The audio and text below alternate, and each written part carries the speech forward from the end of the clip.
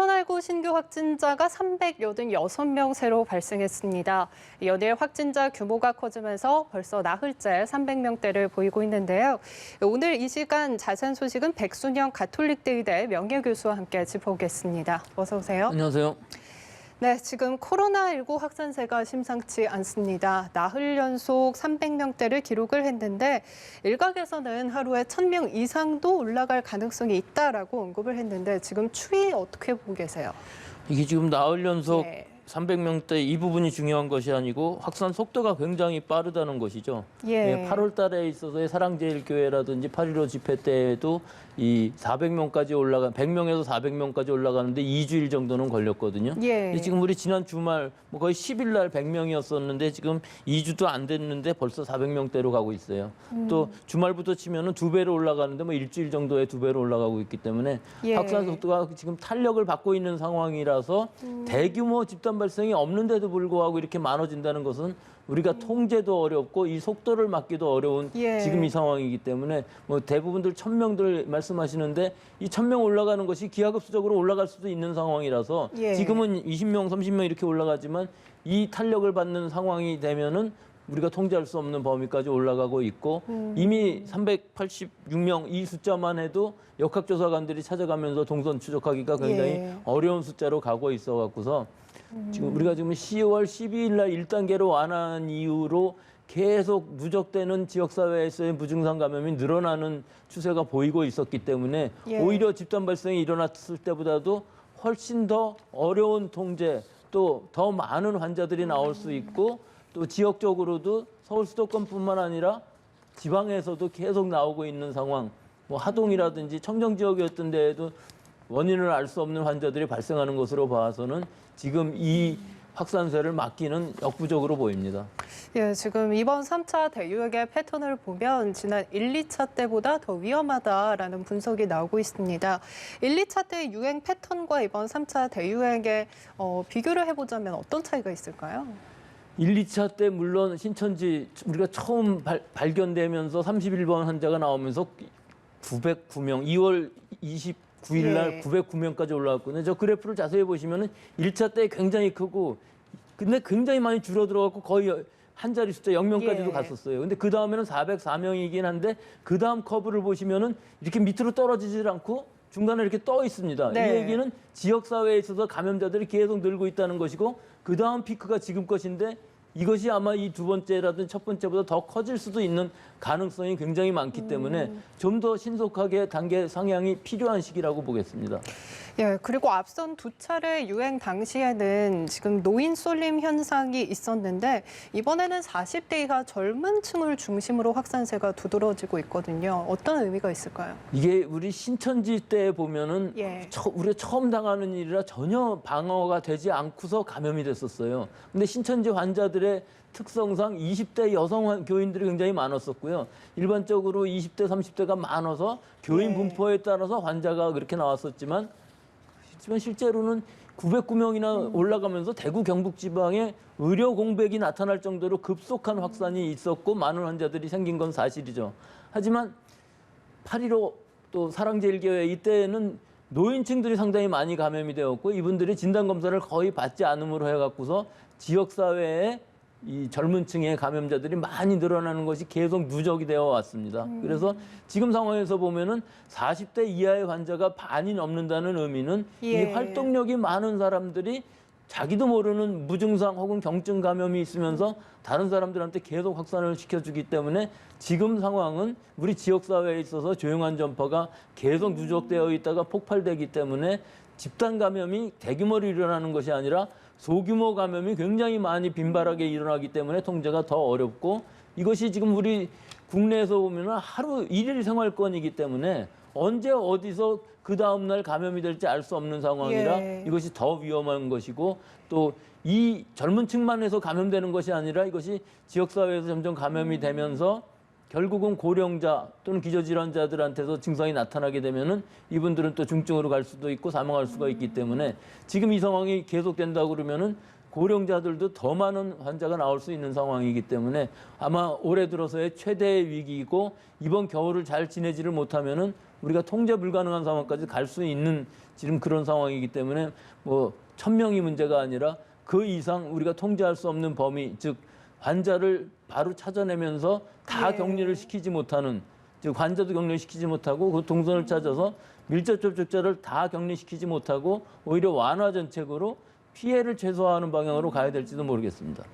네, 말씀하신 대로 우려스러운 점은 감염 경로가 불분명한 확진자가 늘고 있다라는 점일 텐데요.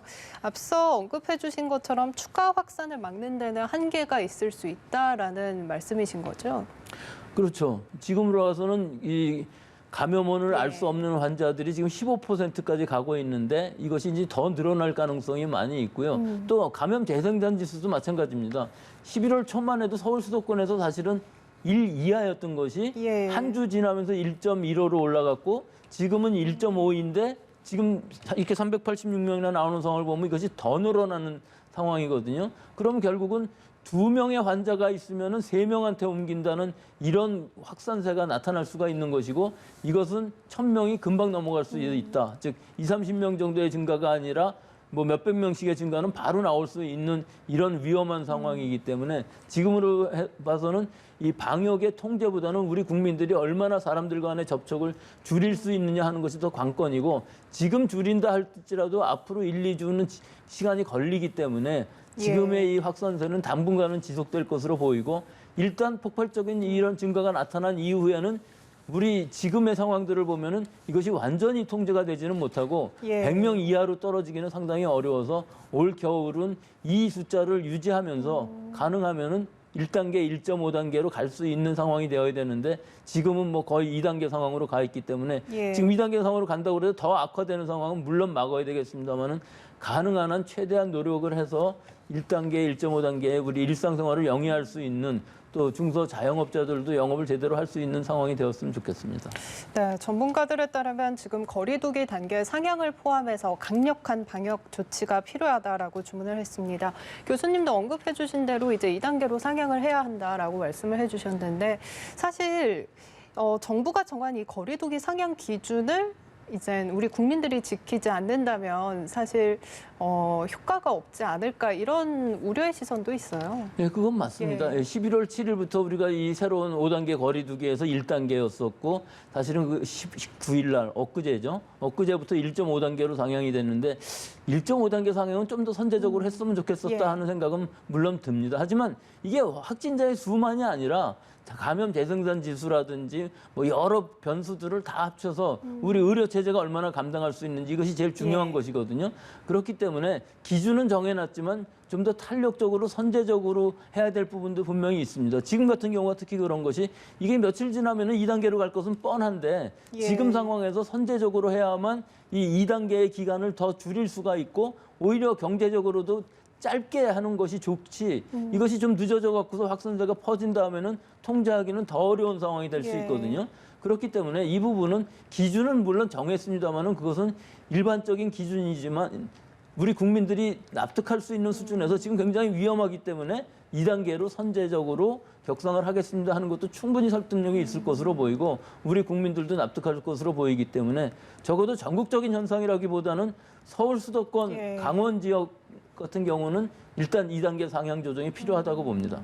네, 연말이 다가오면서 아무래도 모임이 많아지고 이에 대해서 정세균 총리가 백신에 대한 기대감 또한 오히려 방역에 독이 되는 상황인 것 같다 이렇게 언급을 해주셨거든요.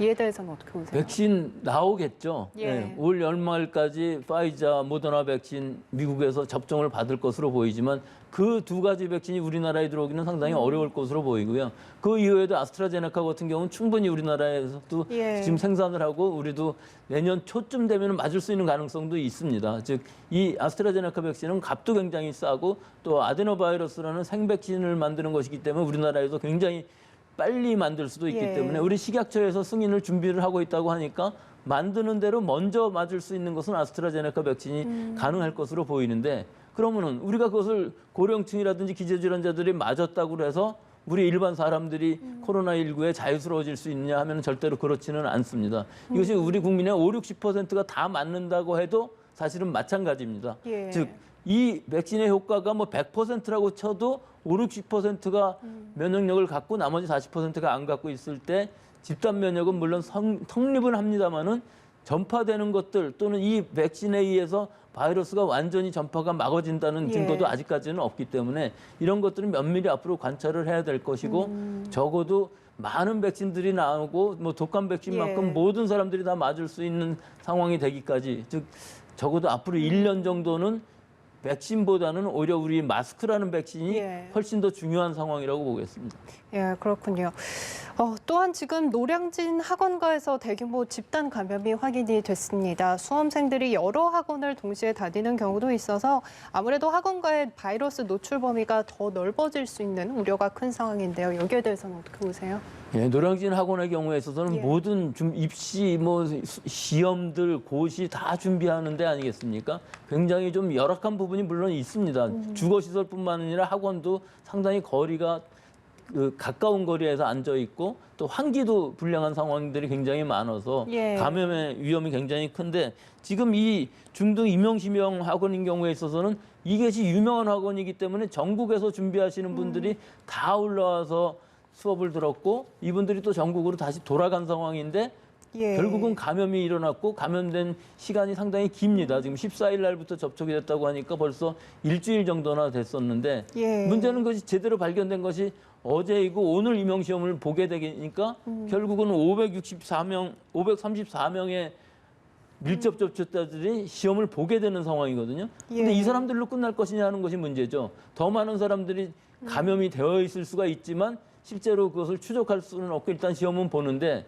시험 본 다음이 더 문제겠죠. 예. 이분들 중에 상당수가 이 기간제 교사로 근무를 하고 있기 때문에 시험을 본 후에 각 지역으로 돌아가서 자기 학교로 돌아가게 되면 지역의 안에서의 직장 또는 자기 가족들 사이에서도 감염이 전국적으로 확산될 가능성이 있는 것이죠. 아직까지는 얼마나 예. 이 확산 규모가 일어날지는 모르지만 상당히 이 방역을 제대로 하지 않으면은 이것으로 인한 전국적인 확산이 또 일어날 수도 있는 아주 위험한 상황일 수가 있는 부분이 있습니다. 네, 전국으로 확산될 위험도 크지만 일부 수강생 같은 경우에는 증상이 발현됐는데도 무리하게 약을 먹어가면서 시험을 볼 가능성도 있는 만큼 이 부분도 좀 우려스러운 부분이죠. 이거는 지금 이 시험뿐만 네. 아니라 다른 시험들도 다 마찬가지인 것이 꼭 코로나가 아니라 할지라도 지금 아데노바이러스라든지 라이노바이러스라든지 모든 호흡기 독감 바이러스 이것이 유행하는 시기가 이제 또 겨울철로 돌아와 있기 때문에 일단 지금 열이 난다 그러면은 모든 행동이 다 부자유하게 될 수밖에 없습니다. 예. 특히 시험은 그렇기 때문에 이 해열제를 먹고서 시험에 들어간다, 응시를 한다 하는 것 자체는 우리가 어떻게 막을 수는 없는 부분이지만 결국은 이런 것들로 인해서 감염이 일어난다 그러면은 특히 이 코로나19의 감염은 상당히 지금 확산력도 크고 하기 때문에 또 우리 지역사회에서 감염이 굉장히 많이 일어나고 있어서 이런 부분에 있어서의 감염이 확산되지 않게끔 즉 일단 한번 약을 먹고서 시험은 봤다 하더라도 가능한 한 다른 사람하고 접촉하지 말고 시험 끝나면은 바로 진단 검사를 받음으로 해서 코로나19인지 아닌지 확인하는 것이 제일 중요한 시기라고 보겠습니다. 예, 지금 또 대학 수능 시험 열을 앞두고 확산세가 두드러지자 수험생들 또한 긴장 속에 막바지 공부를 이어가고 있습니다. 수험생들을 위해서 좀 한마디 해주신다면요. 일생일대의 중요한 시험이죠. 예. 또 뭐 올해 실패한다 그러면 1년 더 기다리면 되겠지만 예. 일단 올해 시험을 잘 봐야 되기 때문에 굉장히 중요한 시기인데 지금 열흘 조금 더 남았습니다. 일주일 전부터는 원격 수업을 하지만 지금 대부분의 학생들이 아마 학교 가지 않을 것으로 보이는데 예. 제 생각에서는 학교뿐만 아니라 학원, PC방, 뭐 독서실 어디든지 가지 말고 집에서 마지막으로 마음 정리하시고 있으신 것이 좋을 것으로 보이고 또 한 가지 더 말씀드리자면은 결국은 자기가 아무리 잘한다 할지라도 식구들에 의해서 감염되는 것은 막을 수가 없기 때문에 집안에서라도 얘기할 때 2m 거리를 두고 마스크 쓰고 식사 따로 하시고 화장실 따로 쓰시고 예. 자는 것도 꼭 혼자서 자고 예. 또 이 모든 것을 다 2주일만 지킨다면은 즉 식구들도 지금 마찬가지입니다. 완벽하게 이것을 막지 않으면은 혹시라도 모를 다른 호흡기 감염병들도 지금 감염될 수 있는 것이거든요. 그러니까 가벼운 감기라도 걸리면 컨디션도 나빠지고 열 나면은 또 격리된 시험실에서 또 시험을 봐야 되기 때문에 예. 이 유증상자인 경우 한 시험실에 4명만 시험 본다고 그러니까 그런 여러 가지 분위기 같은 것들에 영향을 받을 수 있어서 예. 앞으로 열흘 이 시기에는 절대로 사람들하고의 접촉을 하지 않는 것이 지금 자세가 되어야 되지 않을까 저는 개인적으로는 그렇게 생각합니다.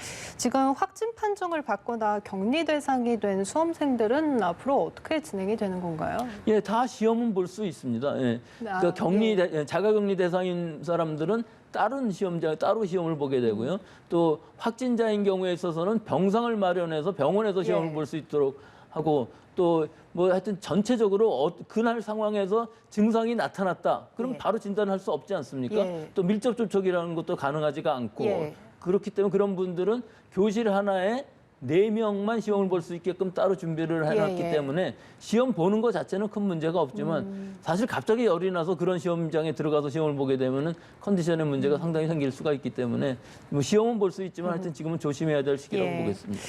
예, 이런 가운데 연세대학교 동기 모임과 관련한 확진자가 늘고 있고 지금 서강대, 고려대 등 대학가를 중심으로 코로나19가 확산하고 있습니다. 지금 대학가 중심으로도 확산세가 급증하고 있는데 여기에 대해서는 어떻게 보세요?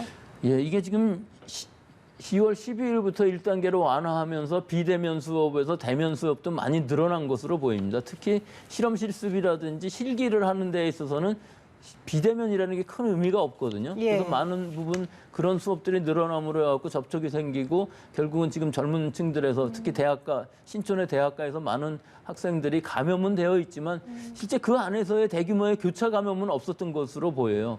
그래서 지금 상황에서 이제 비대면 수업으로 전부 바뀌면서 또 뭐 12월이 되면은 방학이 될 테니까 이제 그런 문제는 없어질 것으로 보이는데 사실은 대학가에서의 젊은 사람들의 이 감염 수준보다는 일단 이 수능이 끝난 다음에 이 수능 본 수험생들이 예. 이 해이된 마음이 분명히 생길 것이고 매년 그랬듯이 지금 고등학교를 졸업하면서 수능이 끝나는 상황이기 때문에 이 부분에 있어서의 통제가 얼마나 가능할 것인지 이거는 여러 부처들에서 다 합동해서 잘 통제를 하셔야만 이 전국적인 확산 부분, 즉 수험생은 전국적으로 있기 때문에 예. 이 부분이 더 젊은 사람 층에서는 확산이 되는 계기가 되지 않을까 좀 걱정이 되고 또 그 이외의 연령층에 있어서도 사실은 연말이 돼가면서 모든 모임이라든지 예. 이런 것들이 많아지는 시기일 수밖에 없고 또 크리스마스도 있고 뭐 연초도 있고 하기 때문에 올 겨울은 이런 모임을 최대한 자제하지 않으면은 우리가 내년 백신이 나올 때까지 견디지 못하고